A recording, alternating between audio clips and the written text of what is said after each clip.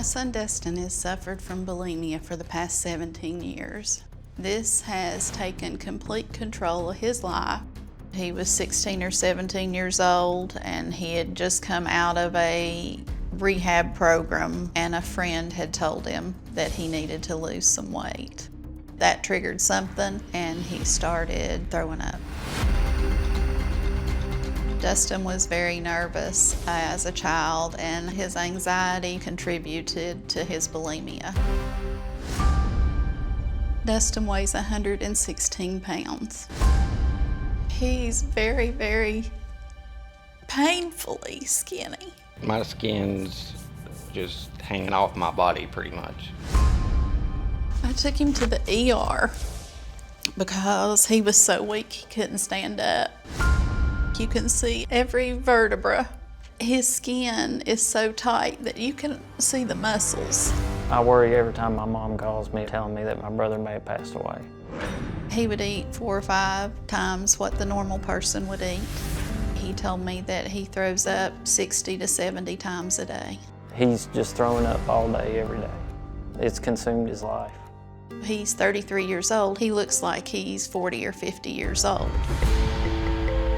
He is in the beginning stages of kidney failure. When I look at myself in the mirror, I look like death. His cheeks sunk in and his teeth, you can see it's affecting his looks. The acid from him throwing up, he has hardly any teeth left. I have no enamel left on my teeth. See, they're like eroded right there. They don't even look like teeth. If Dustin doesn't get help, he's going to die. Okay, Melissa, Josh, I'm glad you guys are here. How much do you guys believe that his life is in danger at this point? His life is in danger if he doesn't quit this behavior. What do you think, Josh? I'm just worried. I want him to get the help he needs.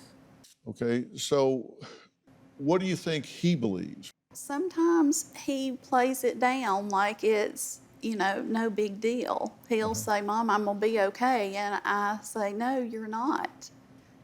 So sometimes I think he doesn't understand how sick he is. You're a registered nurse, right?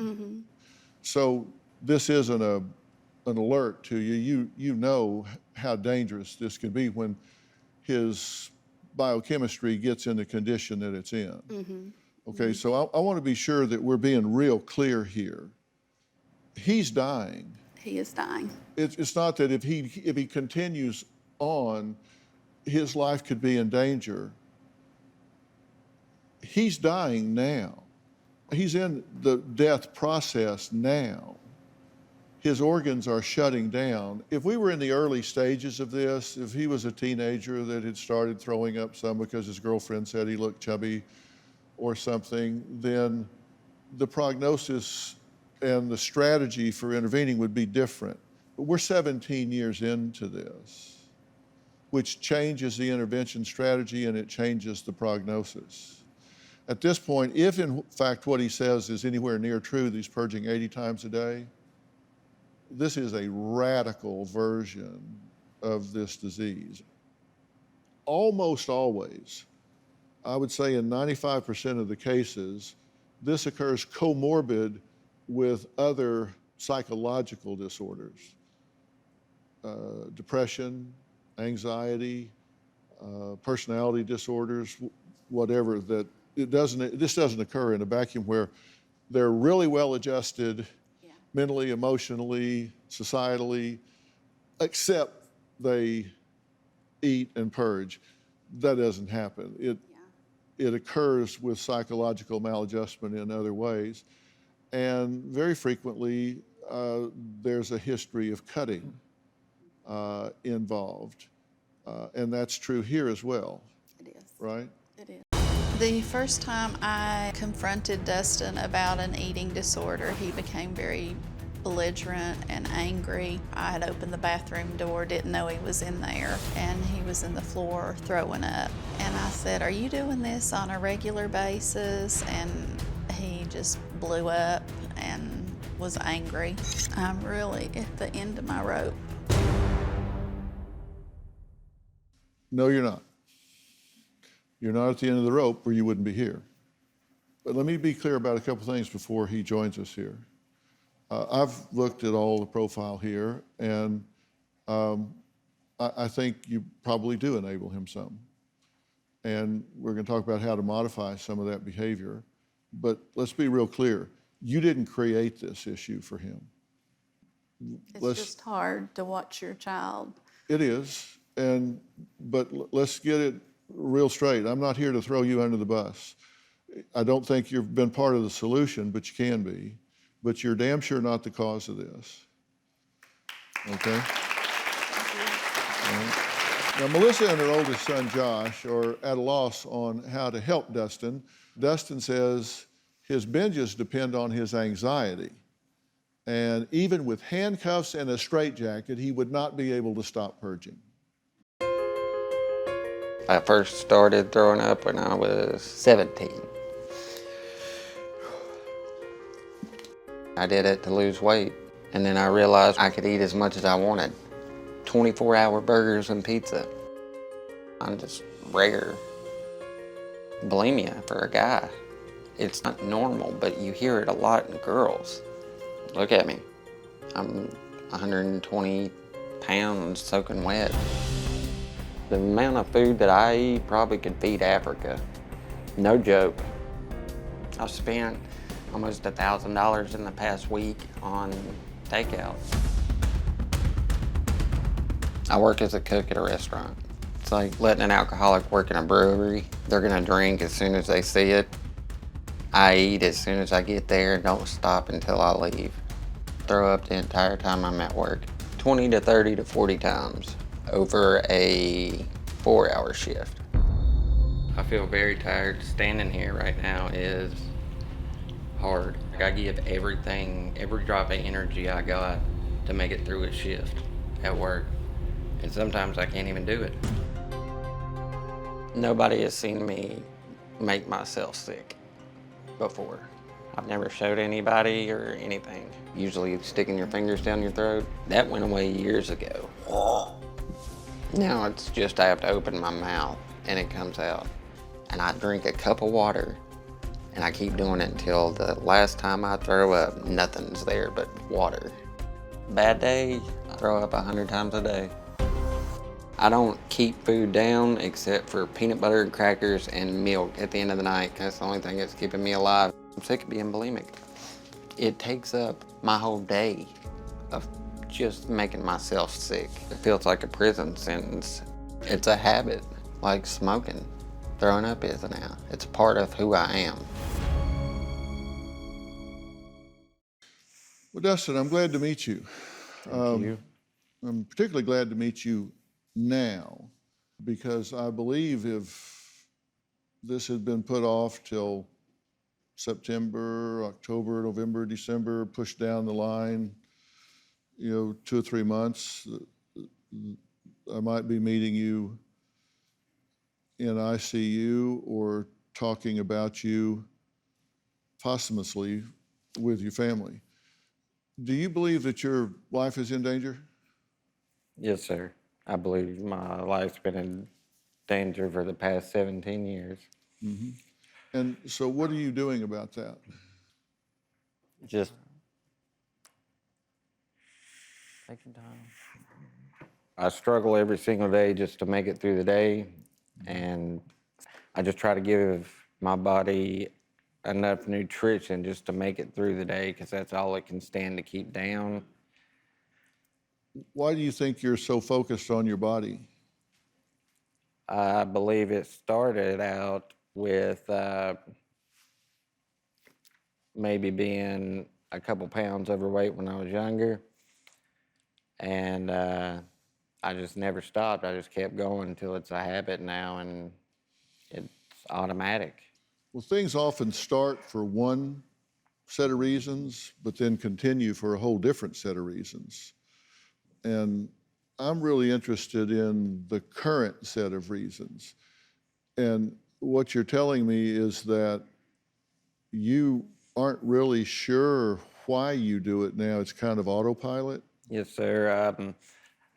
I tell myself every day I'm going to try again because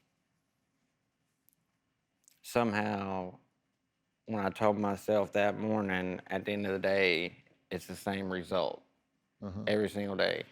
And I don't know how it happens, and I don't know why, but I never seem to get any better. It's just something you're automatically doing it. Is that what you're telling me? I don't plan on doing it. Like, I tried stuff like just eating small salads and that be it, and then going on to something else. But once I finish that salad, somehow it turns into a sandwich and then a burrito and then a pizza, and there I am again. And it's an all-day thing. Do you think you're the exception, that it's not really going to kill you, that it could kill other people but not you, that you'll find a way to make it through? I guess deep down that's the hope. Are you suicidal? No, sir. Are you trying to kill yourself slowly? No, sir. Well, you either don't believe that this is what you're doing, that this is killing you, or you're trying to kill yourself slowly. Those two things can't, it's either one or the other. You either don't believe that it's killing you, or you're okay that it's killing you. There's a third option, Okay. if you'd like to know the third option. What is that? I eat 3 to 4 times as much as a growing boy eats. I could go to an all-you-can-eat buffet right near my house, eat 40 of those crab rangoon things, those wontons, the cream cheese and stuff, eat 40 of those, lo mein, sesame chicken, peppered steak, 5 plates, and then go to the bathroom when I'm done to throw up. Costs me $15. That's not a bad deal. Melissa has no idea why Dustin is bulimic. Now, Josh says that he believes Dustin recognizes he has a problem, but says he can handle it on his own without any help. I never heard him say that. Well, based on results, you're not doing anything to get any sustained help, so you're kind of passive about it. That's your point, right? If he was really serious about this, he'd be doing something serious about this. And it's serious enough to do something about it. To be honest, I've been doing it so long, I don't know what to do to even get myself motivated to start. You got to want the help first. There are 4 stages to readiness that you have to look at when you're assessing the prognosis for somebody changing. And stage 1 is when you're just doing it because you're complying with authority. And stage 2 is to escape criticism. Stage 3 is when you intellectually know you need to do it, but in your heart, you're not really motivated to do it. And then stage 4 is when people really, really change their lives. That's when they look in the mirror and say, I am so sick of this crap, I will do anything it takes to escape this. That's when people change, and not 1 second before. Where are you? Well, I know it's an escape for me. I've been told that before. And I've actually started to try to look for it, why I keep doing it. And I realize it's kind of an anxiety relief. Like, I always go to that when I'm upset or anxious or even angry, and it seems to calm it, but I don't know why it does or why I feel that way. Actually, that's good insight on your part, because you're actually recognizing that you're doing this as a coping skill. You're doing this to cope.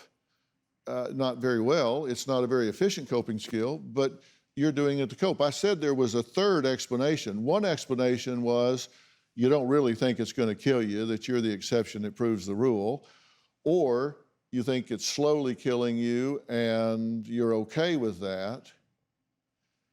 And the third explanation is that you intellectually are aware that this could be fatal, but mentally and emotionally, your drive overwhelms your intellect so much that it just defies reason and you do it anyway, even though you know at some level that it's bad for you. And I think that's what's going on. And it's changed you to the point that you're damaging your heart, you're damaging your conditions. I mean, I can look at your face, and chronic bulimics really puff out on the sides because your salivary glands become oversized. It's called secondary atrophy because your salivary glands overwork because you're vomiting so much.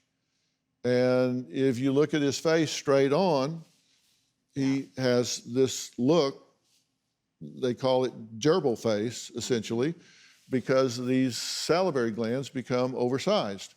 It's changing your body. At 33, what would be your dream life? If you could, we're in Hollywood, write a script. What would be the script you would write if you could write a script for your life? I don't know what normal is anymore. So I would like to get that feeling again of what it was before all this. But before it took a toll on my body where I feel so bad every day, because I used to be active when I was a kid and had all kinds of energy, and now I don't know what that feels like. Mm-hmm. See, he doesn't even know how to articulate it, because if I ask someone that was in this condition that had a vision, you'd say, well, man, I'd want to have a great job, lots of money, sports car, living in a high-rise down on Sunset, a couple of girlfriends, traveling the world. He doesn't even know how to dream at this point. That's part of it. I mean, I remember at 16 years old, I couldn't wait to get a set of car keys. Dustin doesn't, you can't take anything away from him because he doesn't really want anything. He doesn't want a car or a driver's license or any of those kinds of things that, you know, and rightfully, he probably shouldn't be driving, that's for sure, at this point. Well, no doubt, but that's why I say I wish it was as simple as what you say. Look, if you're hungry, eat. If you're thirsty, drink. And then, hell, we're good. Let's get on with our lives. And that actually could have been a solution 30 minutes into this, but 17 years into habitually self-destructive behavior, this binging and purging hijacks the brain's pleasure centers, and things that would normally cause someone to smile, to feel good about themselves, to have some peace or some gratification, they don't light up those pathways anymore. So you've got to deprogram the brain for those things that have hijacked the brain and retrain them to be motivated by, move towards the sort of things that are healthy. You know, being excited to achieve certain things, being, you know, say, wow, I achieved this is great. I got a promotion here. I have a great relationship with this person. I've gotten better at golf, or I've gotten on the choir here. These things that normally we would say these are things of ascendancy, which aren't even on his radar. He wouldn't even list. You could sit here for a month, he wouldn't list any of those things. Well, I don't know. It's probably 2 months ago. I think he was working in that direction. I mean, he's a fantastic cook. I've had some restaurants he's worked at. His food preparation and presentation is really, really good. Him working as a chef or a cook is like putting an alcoholic working as a bartender and saying, yeah, he mixes a hell of a drink. Yep. Yeah. I would have him shoveling Poughkeepsie before I'd have him working as a chef, because he's around so many triggers. I've been trying to fix my bulimia for 10 years, no luck. I think I'm gonna have it the rest of my life. And I don't think Dr. Phil is gonna do it, but it might help somebody else. Maybe they're going through something and hearing my story will save a life. Well, Dustin says he knows his body is fading away, but he says he's tried everything to recover from bulimia and nothing has worked. That's not a true statement. You haven't tried anything yet. You haven't even scratched the surface yet. That's what has really jumped out at me about this story, is that long suffering is not working. And this old saying, time heals all wounds, time heals nothing. Doing the right thing for 6 months is more valuable than doing the wrong thing for 17 years. And here's what needs to happen. First off, you need to get out of the food industry. And you say, well, it's all I know. It doesn't matter if you're dead. And that's where you're going to be if you don't change this bulimia. This is a fatal disease 17 years in, this far. He's going to have a stroke. He's going to have kidney failure or a heart attack if he doesn't stop this. If he says he's purging 80 times a day, he's killing himself. He needs to get out of that target-rich environment and get into something that doesn't have all of that temptation. Number two, this is not something that, as I said, occurs in isolation. There is anxiety and depression associated here. I just think you've been down so long that it's just become your normal. I think that you need to deal with anxiety and depression because it underlies this bulimia, this anorexia, this eating disorder, and when that lessens, the need to have a coping mechanism for that will lessen as well. I think you need to be in an immediate support group for bulimia and anorexia because you hide this and you need to be transparent about it. You need to get with other people that struggle with this that can talk to you about what they've done to fight this and help you fight it as well. And we're in a pandemic. I will arrange through teletherapy 10 sessions immediately for anxiety and depression for him to work with a doctoral level quality therapist through Doctor on Demand, which is a company that we actually founded that he can do on his computer screen, doesn't even need to drive anywhere, to start dealing with the anxiety and depression that underlies this whole thing. And if you will start to work on those things, get him out of that environment, get him into those support groups, then he has a chance to at least get some traction here. And you need to stop responding to all of these texts and all of those things that he is using you for dependency. I'm not saying you need to cut him off and stop your relationship with him. He's your son. Mm-hmm. I'm not asking you to do that. You're his mother. It's a good thing I'm not, because you wouldn't. I get it. You deserve some help with these underlying issues. Will you take that help? Absolutely. You deserve it. You really do. You've suffered with this long enough. If you at home want to have your own Doctor on Demand, you can go to Google Play Store or the Apple App Store and download the Doctor on Demand app. Okay, fair enough. And I want to know how this is going. Okay. All right, keep me posted. All right. Dustin is 6 feet tall and weighs just 120 pounds. A 17-year battle with bulimia. I first started throwing up to lose weight. Are you trying to kill yourself slowly? He says he's purging 80 times a day. He's killing himself. All new Dr. Phil. Check your local listings.